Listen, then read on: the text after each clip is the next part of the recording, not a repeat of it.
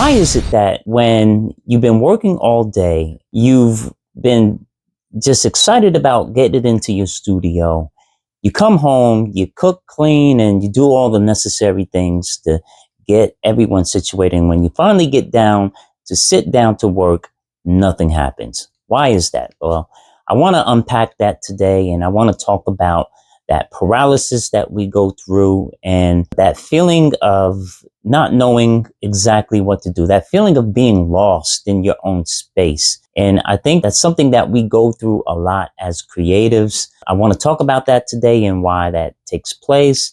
And let's get started. This is an issue that's not unique to artists alone. Writers go through this, filmmakers, poets, musicians, whatever your craft is, whatever your discipline is, you're going to have from time to time some type of block that gets in the way of you getting down to creating work, especially if you're working on something new or trying to come up with something new. And it's something that can really be frustrating, even for the most seasoned artists. Now, there's a few things that I do to try to combat that. And I want to talk about that in this video today, but I want to talk to the larger issue here. And it's that resistance that you feel when you want to do creative work, especially if you're trying to come up with something new. You may get an idea, and then you may get into your studio or your workspace or wherever you work, and you may find yourself just paralyzed before the computer screen or before your art table or before that easel. And it happens. It happens more often than you think. And it happens to, like I said, to some of the most seasoned artists. But there are ways that you can work through that, and there are strategies that you can implement to combat that. But the fact of the matter is, it's going to happen to you at some point if it's not happening already. Let's talk about what's taking place spiritually. I believe that when you get these creative blocks or when you get this paralysis, you're dealing with a fear. Now, the Bible says that Yahweh has not given you a spirit of fear, but of love, power, and a sound mind.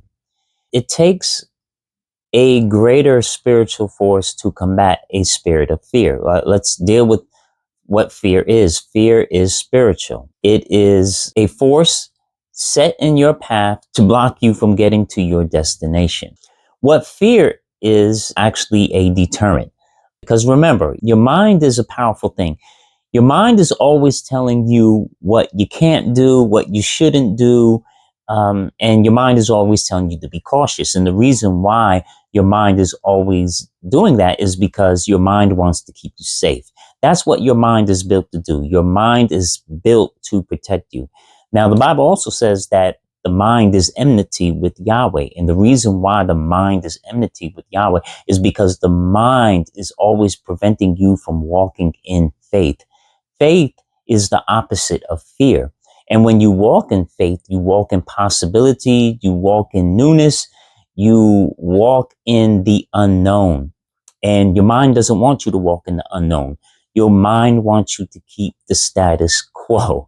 And that is why your mind is so efficient, because your mind is always saying, hey, don't go there because, remember what happened last time, or, don't go down that path, or don't try this, don't try that. No, your mind is always trying to tell you what not to do because your mind is trying to keep you safe. Your mind is trying to protect you.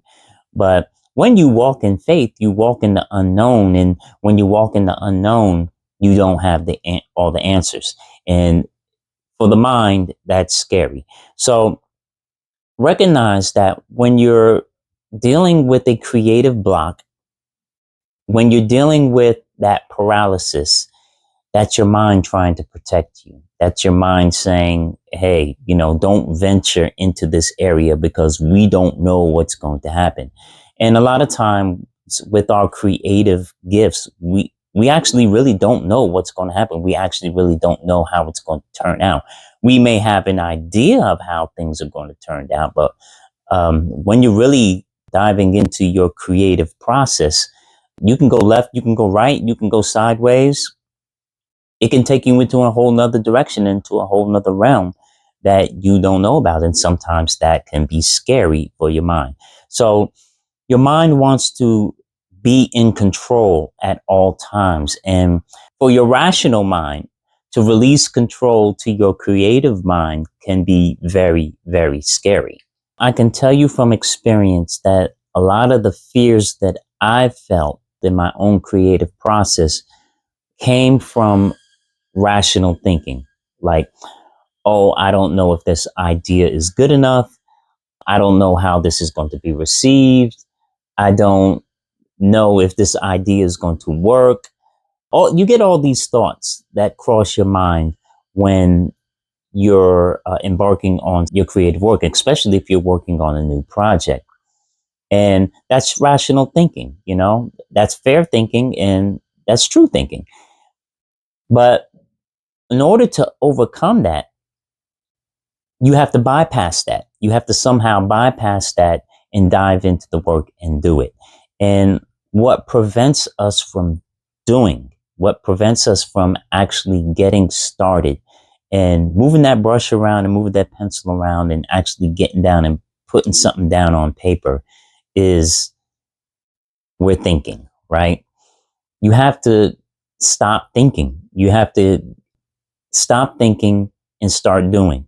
And that may sound simple, but it can be very, very difficult to do sometimes. So a little trick that I do when I find myself thinking and not doing is I pause and I say 5, 4, 3, 2, 1. I count down from 5 to 1. I do a countdown and then I go, right? When you think about a rocket ship, they do that countdown, 5, 4, 3, 2, 1, blast off, right? You go, boom.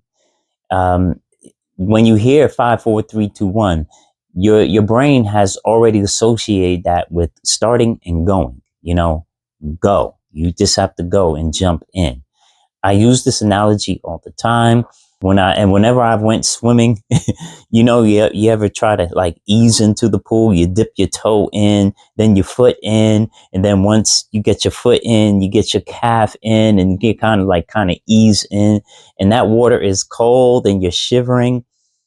The best way to get into a pool is to jump right in. You ever notice when you jumped right in, as soon as you immerse yourself and you come up, your body is already acclimated to the water. You no more, the shock of being cold is gone because you've immersed yourself. You've dipped yourself and you've come up.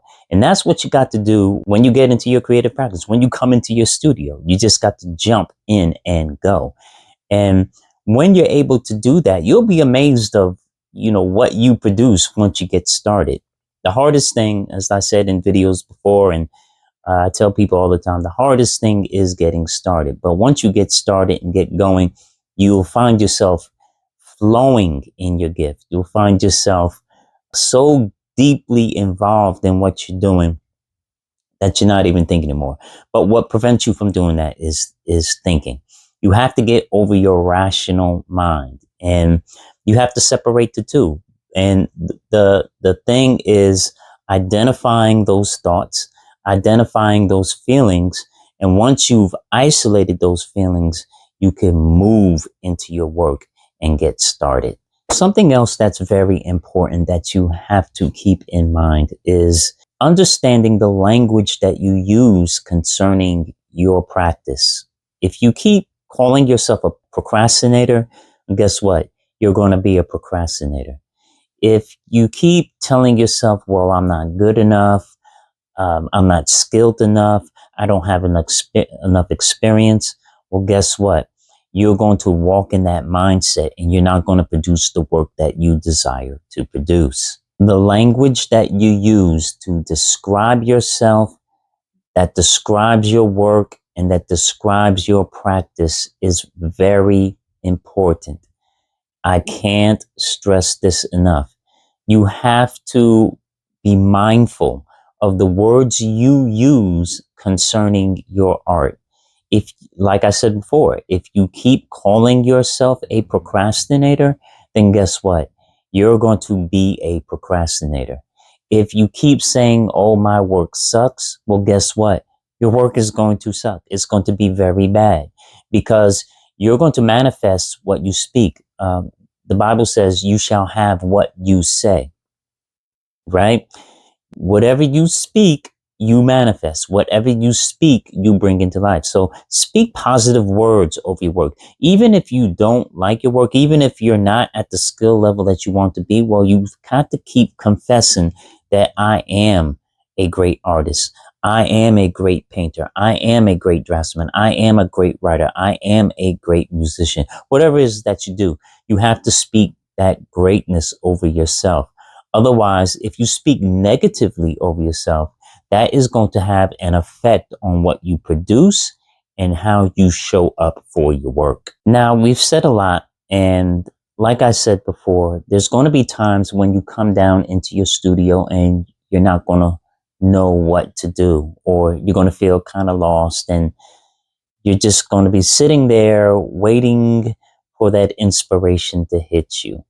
And when you don't know what to do, it's been my experience that you just got to sit and listen. You got to filter out all the noise that is in your mind. You probably got a lot going on in your mind and in your heart. And that's the time where you want to empty yourself. Just want to empty your thoughts. You want to empty your emotions and just want to sit. And you just want to listen to what your heart is saying, because your intuition and your heart, your soul, is going to lead you to do the work that you desire to do. And believe me, you're going to do something great. You're going to do something beautiful. But sometimes you just have to have the patience to wait and listen, because there's a lot of noise that takes place in your mind and in your heart sometimes. And the idea is to get beyond that, right? Walk past that. You have to kind of push that to the side. It's almost like walking through tall grass. You got to push that grass to the side so that you can get to that open pasture, that open field.